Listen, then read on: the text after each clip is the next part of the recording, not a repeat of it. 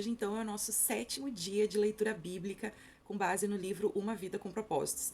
E o nosso tema de hoje é a razão de tudo. Tudo é para Deus. O objetivo de toda a humanidade é render glórias a Deus, é adorar a Ele. E por essa razão que todas as coisas existem. Se não fosse a glória de Deus, nada disso aqui ia estar existindo. E a gente pode ver a glória de Deus à nossa volta, por exemplo, na natureza, em toda a criação. Olhando para toda a natureza, a gente pode ver o quanto que Deus é poderoso, ele aprecia a diversidade, ele ama a beleza, ele é organizado, sábio e muito criativo. Deus, ao longo da sua história, ele foi revelando a sua glória. Ele se revelou lá no início para Adão e Eva, depois ele se revelou para Moisés no tabernáculo, no templo por meio de Jesus, e agora ele se revela através da igreja. Ele mostra a sua glória através da igreja.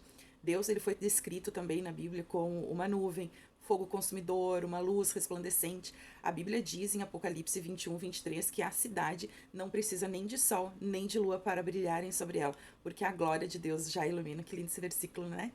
A glória de Deus, ela pode ser muito melhor observada através da pessoa de Jesus Cristo. Ele é a luz do mundo, ele revela a natureza de Deus. E graças a Jesus, nós, cristãos, a gente já não, qualquer ser humano, a gente já não é mais ignorante em relação a respeito de Deus, de quem ele realmente é. A glória de Deus, ela faz parte da sua natureza e assim, como a gente não pode aumentar o brilho do sol, a gente também não pode aumentar a glória de Deus. Mas nós somos instruídos a reconhecer a glória de Deus, a honrar a glória de Deus, a declarar, a louvar, né, poder refletir e viver para a glória dele. E isso é a maior realização que nós podemos viver, que a gente pode alcançar na nossa vida. Mas aí a gente fica pensando, tá, mas como que eu posso glorificar a Deus?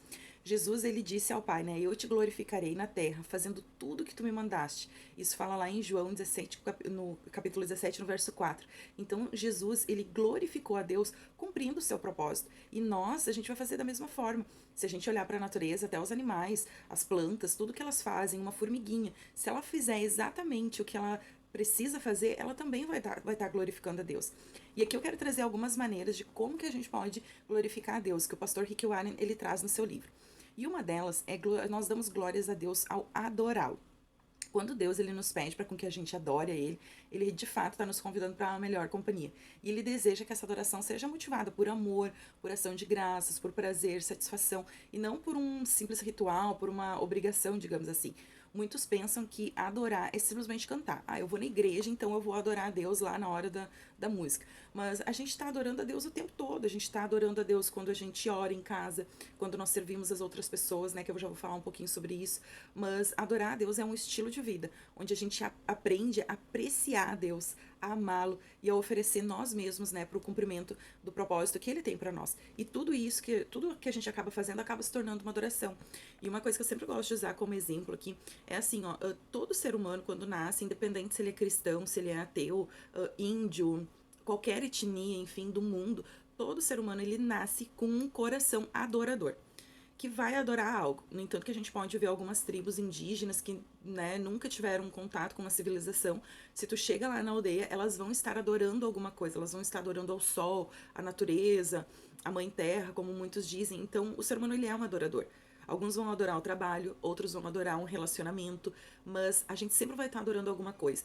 E quando Deus nos pede para adorar Ele, eu pelo menos assim já me questionaram isso e eu mesma também já me questionei. Poxa, será que Deus tem alguma crise de existência que Ele precisa com que Ele seja adorado? Olha, venham, me adore, eu tô com crise de identidade. Será que é por isso? Mas quando a gente olha para a Trindade, e eu gosto sempre de frisar isso, a Trindade em si, ela se basta. Deus não precisava da gente. Mas quando ele pede a nossa adoração, não é por causa dele, é por causa da gente mesmo. Porque ele sabe que qualquer coisa que a gente vai colocar no nosso coração, a gente vai sair muito frustrado. Mas quando nós colocamos o nosso coração, a nossa adoração em Deus, que é perfeito, que é santo, que não muda, a gente nunca vai se decepcionar. E até porque ele é o nosso pai, foi ele que nos criou, ele é um pai de amor. Então é por esse motivo que Deus quer com que a gente coloque toda a nossa adoração a ele, porque nele a gente nunca vai acabar se frustrando. E também nós damos glórias a Deus quando nós amamos os nossos outros irmãos na fé. Seguir Jesus não significa simplesmente, eu acredito em Deus, eu acredito em Jesus. Mas significa também com que a gente pertence e ama uma família na qual a Deus nos deu. E a nossa responsabilidade, eu acredito que uma das maiores, é aprender a amar como Deus nos ama. Porque Ele é amor. E as pessoas elas precisam ver através da nossa vida o quanto que a gente ama uns aos outros. Até para com que eles também possam conhecer Jesus e querer saber mais desse Deus que une essa galera que nem se conhecia, essa galera que não tem o mesmo sangue, mas que se ama. Então, quando a gente ama uns aos outros, a gente também tá glorificando a Deus. E assim, eu não quero que você pense que a nossa família da fé é perfeita, é maravilhosa. Não é assim, né, gente? A gente olha pra dentro da nossa casa, a gente vê que a gente tem vários conflitos, alguns problemas. Na nossa família da fé não é diferente. A igreja, ela é feita por pessoas. Se fosse para ser perfeita, Deus pediria para com que os anjos fizessem a igreja, mas não, Deus quis com que a igreja fôssemos eu e você, pessoas falhas, pessoas com limitações, mas que se amam por causa de Jesus, e é esse amor que tem que acabar nos unindo. Então, quando a gente se ama, de fato, a gente está glorificando a Deus. E nós também damos glórias a Deus quando nós nos tornamos como Cristo. E aqui eu quero falar um pouquinho sobre maturidade espiritual. Maturidade espiritual, ela significa com que a gente se esforce ao máximo para com que a gente pareça mais com Jesus, entendendo que a gente tem uma nova vida, que nós somos uma nova criatura. Ser parecido com Jesus na maneira de pensar, na maneira de agir, no modo em que a gente sente. Quantas vezes a gente tem algum sentimento ruim dentro da gente em relação a alguma situação e o problema não é esse. O problema é a gente alimentar esse sentimento ruim. Mas que a gente possa, ou quando a gente pensa algo que a gente sabe, Jesus jamais pensaria isso. Mas a gente sempre deve estar orando e pedindo a Deus, Deus me transforma. Quanto mais a gente se desenvolver, quanto a gente mais desenvolver o nosso caráter, mais parecido com Jesus a gente vai ficar e mais glórias a Deus a gente vai dar. Então a gente precisa realmente se apossar dessa nova vida, dessa nova natureza e viver o restante da nossa vida dando uma continuidade nesse processo de transformação. Isso aqui, gente, é algo que a gente precisa prestar muita atenção, porque é exatamente nesse pontinho aqui que muitas vezes a gente acaba sendo relaxado e negligente com a nossa vida espiritual. Porque essa transformação não vai se dar assim, ó. Ah, eu vou no culto uma vez por mês ou vou todo domingo. Isso não é assim. Isso é uma vida diária de oração, de leitura bíblica. Né? Se você não tem quem o ajude, peça ajuda de alguém da igreja ou algum outro irmão, né? Enfim, na internet tem muita coisa disponível de material pra gente aprender mais sobre a Bíblia, mas não negligencie a sua vida espiritual. E nós também damos glórias a Deus quando nós servimos uns aos outros com os nossos dons. Né? Deus nos deu dons, talentos, capacidade, habilidades, assim, que são exclusivas só a mim e a você, que ninguém mais vai poder fazer. Então, Deus nos deu tudo isso, não para com que a gente fosse egoísta, mas sim para com que a gente beneficiasse outras pessoas. E assim a gente faz com que o reino de Deus cresça e todas as coisas acontecem. Nós também damos glórias a Deus falando dele para outras pessoas.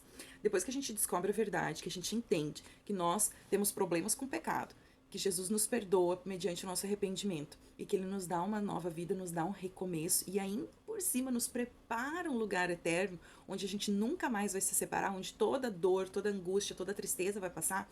Deus, ele espera com que a gente compartilhe essa boa nova, essa notícia com as outras pessoas. E para nós é um enorme privilégio, gente, poder compartilhar e apresentar Jesus para as outras pessoas. Eu quero que você observe, isso é uma coisa que seguidamente acontece comigo. Quando você sai na rua, você está no mercado, você começa a observar as pessoas, será que elas conhecem Jesus? E se essa pessoa sair do mercado e acabar falecendo sem conhecer a Cristo? Então, toda oportunidade no trabalho, na escola, em alguma fila do banco, fila de supermercado, né? Sempre tenha assuntos espirituais. Puxe um papo espiritual, né? Coloca um assunto ali no meio e tenta, né, do seu jeito, com as suas habilidades, falar de Cristo para as outras pessoas. Você já pensou você ser responsável por ajudar outras pessoas a encontrarem o seu propósito, a entenderem que Jesus as ama? Quantas pessoas aí estão sofrendo porque elas não sabem que Jesus ama e que Jesus se entregou na cruz por elas? Elas conhecem um Jesus de Páscoa, um Jesus de Natal, mas elas não conhecem o Jesus Salvador, não conhecem o Jesus amigo. E você já pensou que você pode ter esse privilégio de fazer isso?